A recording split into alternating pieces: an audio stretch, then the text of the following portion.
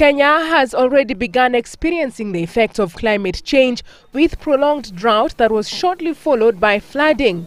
Farmers can no longer predict seasons due to the erratic weather patterns. These effects are, however, not only being experienced in Kenya, but also in other parts of the world.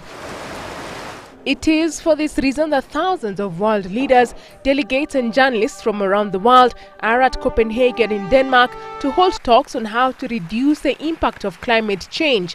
Campaigners say politicians have 2 weeks to save the planet from catastrophic climate change in the talks. Kenya is already going to Copenhagen with a clear mind of seeking funding for projects like wind energy, solar energy, and plantations for crops that will produce biodiesel.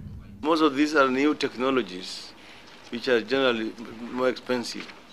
So what additional resources do we require to adapt to the route of green energy?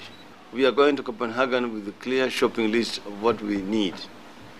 Last week, the Prime Minister's office launched a climate change response strategy which outlined the impact of climate change in the country.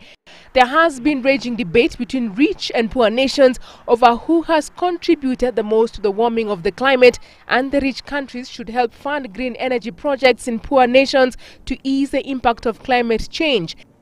We cannot afford to fail in Copenhagen.